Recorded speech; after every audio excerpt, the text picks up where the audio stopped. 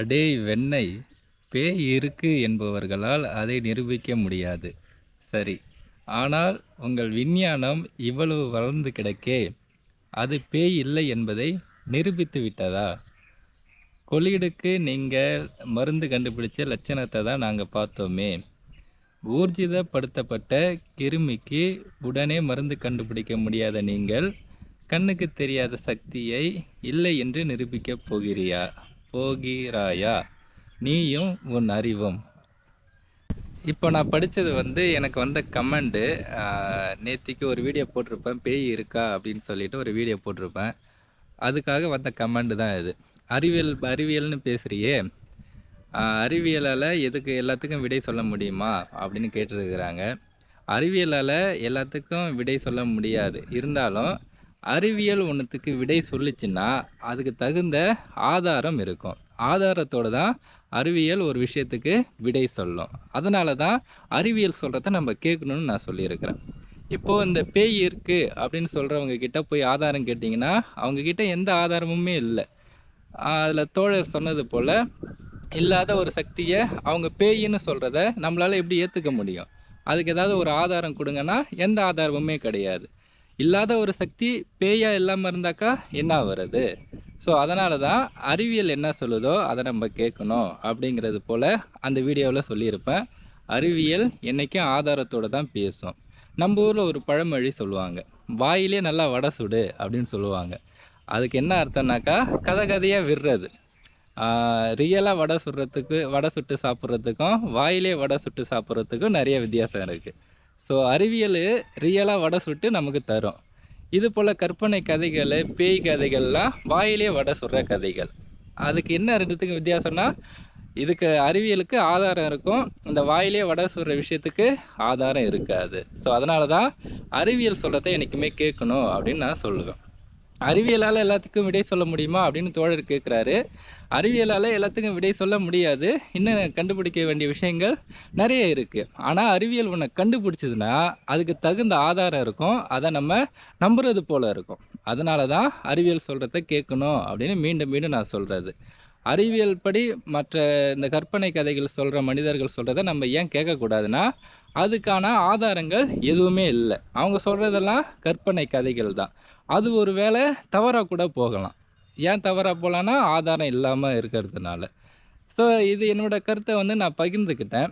அதுலேயே இந்த நம்ம வீடியோ ஸ்டார்டிங்லேயும் சொல்லுவேன், முடிவுலேயும் சொல்லுவேன். இதில் சொல்கிற கருத்துக்கள் எல்லாம் பல்வேறு தரவுகளின் அடிப்படையில் என்னுடைய சிந்தனையிலேட்டு சொல்கிற கருத்துக்கள். மக்கள் இதை சிந்திச்சு பாருங்கன்னு தான் நான் சொல்லுவேன். ஏன்னா நான் அறிவியலின் பார்வையில் இன்னும் பேசுகிறதுனால மக்களுக்கோட கருத்து சுதந்திரத்தில் நம்ம தலையிடக்கூடாது. ஏன்னா இப்போ நம்ம சொல்கிற இந்த செய்தி என்னோடய கண்ணோட்டத்தின்படி அது 100% சரி. ஸோ சரியானதை தான் நான் சொல்லுவேன். ஒருவேளை நாளைக்கு என்னோடய கருத்துக்களும் தவறாகிறதுக்கு வாய்ப்புகள் இருக்குது. அதனால் மக்கள் வந்து கொஞ்சம் உஷாராக இதை திங்க் பண்ணி பாருங்கள்.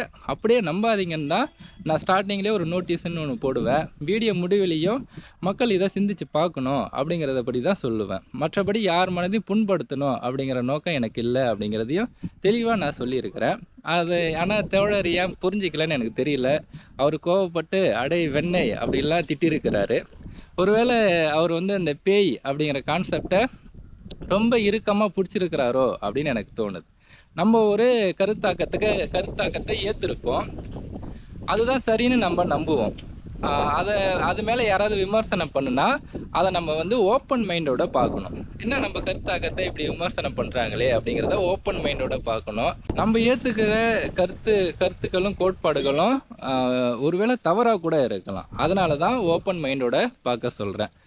ஓப்பன் மைண்டோட பார்த்தோன்னா நம்ம ஏற்றுக்கிற கருத்து வந்து தவறாக இருக்கும் பட்சத்தில் அதை மாற்றிக்கிற மனப்பான்மை நமக்கு இருக்கும். ரொம்ப பிடிப்போட அதை நம்ம பிடிச்சிட்டு இருந்தோம்னா யார் என்ன சொன்னாலுமே நம்ம கேட்க மாட்டோம். அது தவறாக இருந்தாலும் நம்ம நினச்சிட்டோம் இல்லையா, அது என்றைக்கும் சரியாக தான் இருக்கும் அப்படிங்கிற அந்த கண்ணோட்டத்திலே பேசுவோம். நான் அதுக்கு அந்த தோழருக்கு கமெண்ட்லேயே சொல்லுவேன். நாளைக்கு அறிவியல் வந்து பேய் இருக்குன்னு சொன்னால் நான் பேய் இருக்குன்னு நம்புவேன் தோழர் அப்படின்னு அந்த கமெண்ட்லேயே சொல்லியிருப்பேன். அதுக்கு காரணம் நான் ஓப்பன் மைண்டோடு இருக்கிறது. இப்போது நடைமுறை வாழ்க்கையில் பேய் இருக்கிறதுக்கான ஆதாரங்கள் எதுவுமே இல்லை. அதனால் இப்போ பேய் இல்லைன்னு நான் நம்பிட்டு இருக்கிறேன் அப்படிங்கிறத அந்த வீடியோலையும் சொல்லியிருக்கிறேன். ஸோ என்றைக்கும் ஓப்பன் மைண்டோடு இருக்கணும். நம்ம ஒரு கருத்தை ஏற்றிருப்போம், அது தவறாக கூட இருக்கலாம், சரியாக கூட இருக்கலாம். அதை ரொம்ப பிடிப்போட பற்றி இருக்கக்கூடாது. இந்த காலத்தில் இந்த கருத்தாக்கம் சரியாக இருக்குது அப்படிங்கிறது போல தான் மைண்டில் வச்சுருக்கணும். நாளைக்கு அது தவறாக இருந்தாலும் அதை மாற்றிக்கிட்டு அப்டேட் ஆக தெரியணும். ஸோ அறிவியல் அதுதான் நமக்கு சொல்லிக் கொடுக்குது. இன்றைக்கி அறிவியல் ஒன்று உண்மைன்னு சொல்லும், நாளைக்கு அதே அறிவியல் வந்து அதை தவறுன்னு கூட நிரூபிக்கும். அப்போது அறிவியல் வந்து ஏற்கனவே நான் சொல்லிட்டேன் அதுதான் சரின்னு அறிவியல் என்றைக்குமே ஒரே இதில் நிற்காது பிடிப்போட. அப்பப்போ அதுவும் அப்டேட் ஆகிட்டே இருக்கும். அதனால தான் அறிவியல் சொல்கிறது படி நம்ம கேட்கணும் அப்படின்னு நான் ரொம்ப ஆணித்தரமாக அதில் சொன்னது. அந்த கமெண்ட் வந்ததில் எனக்கு வருத்தம்லாம் கிடையாது. கொஞ்சம் நாகரிகமாக அடிச்சிருக்கலாம், அது கொஞ்சம் அநாகரிகமாக இருந்துச்சு. இருந்தாலும் அதை நான் பெருசாக எடுத்துக்க மாட்டேன்.